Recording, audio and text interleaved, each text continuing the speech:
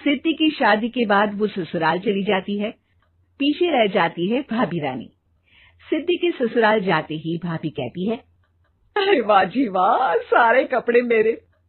हाय रे पैंट, अरे वाह वाह, मजा आ जाएगा।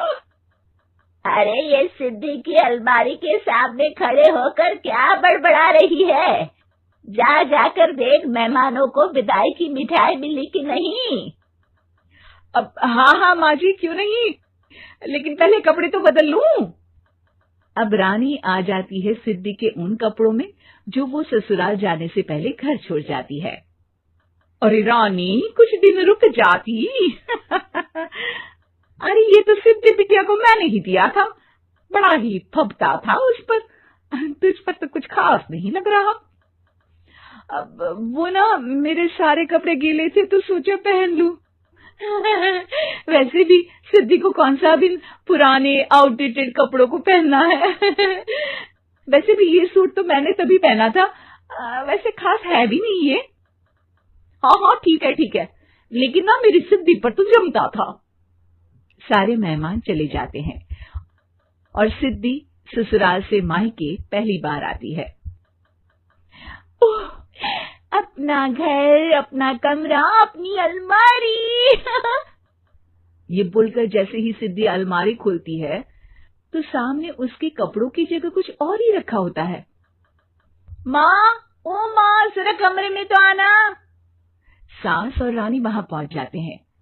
रानी ने पहनी होती है सिद्धि की जींस और टी शर्ट। अरे भाभी, ये क्या? ये तो मेरी बड़ी ही महंगी टी शर्ट है, इसे आपने घर में क्यों पहनी है? अरे बहुत मिलती है दीदी ये चौक की मार्केट में, 150 में। ओ भाभी प्लीज, ये एरोपोस्टल है, 2000 की एक टी शर्ट। ओहो, 2000 में तो दीदी 4 साड़ी आ जाए। अब क्या बोलूं? भाभी, ये मेरी अलमारी में छोटू के कपड़े, तो मेरे कपड़े कहाँ हैं? मेरी अलमारी में? अब दीदी आपको कौन से पुराने कपड़े पहनने थे? माना भाभी, लेकिन मैं जब घर आती तो यही सब पहनती ना। अरे तुम तो बड़ी कंजूस हो दीदी।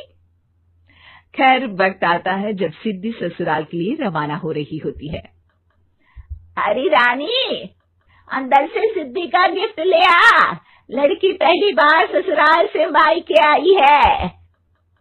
रानी अंदर जाती है और एक सिंपल सी साड़ी लेकर बाहर आ जाती है। ये लीजिए माँ जी। सास बेटी को गिफ्ट देकर ससुराल भेजती है। अगले दिन रानी एक सुंदर सी साड़ी पहनकर सामने आती है।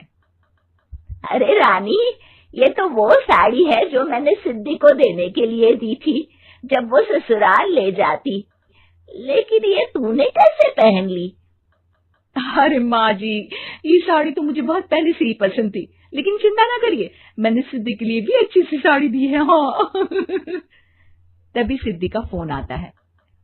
क्या माँ, कुछ अच्छा तो दिया होता ससुराल ले जाने के लिए। अरे पहले दिखा दिया होता।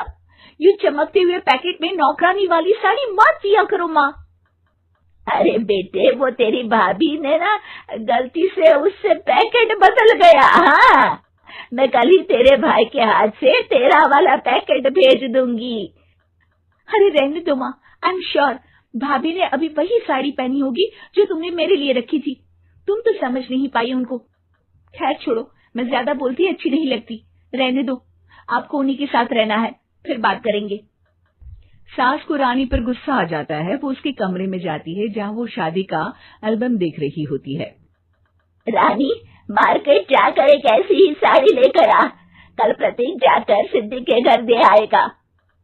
अरे क्यों माँ जी, कितनी साड़ी देनी है दीदी को? यहाँ कोई सेल लगी है क्या? अरे चुप कर, मेरे बेटी के हिस्से की साड़ी खुद पहन ली, अब ज्यादा ज्ञान बांट रही है। एक दिन सिद्धि का फोन आता है। माँ, मेरी सास ने आप सबको खाने पर बुलाया है। सारे लोग सिद्धि के ससुराल पहुंचते हैं। खाना खाकर वो लोग निकल रहे होते हैं कि सिद्धि की सास सभी को गिफ्ट देती है। अरे बहन जी, बेटी के घर का खाना खा लिया, यही बहुत है जो आप ऊपर से गिफ्ट भी दे रही है। अरे बहन जी, आप भी कहाँ इन बातों पर विश्वास कर रही है। सास सभी को गिफ्ट देती है, लेकिन रानी को जो साड़ी देती है वो अजीब सी हरे रंग की लाल रंग की बड़ी छाप वाली होती है। अरे चीची, ये कौन पहनेगा? सासू माँ को तो जरी वाली इतनी सुंदर और मेरे लिए ये नौकरानी वाली।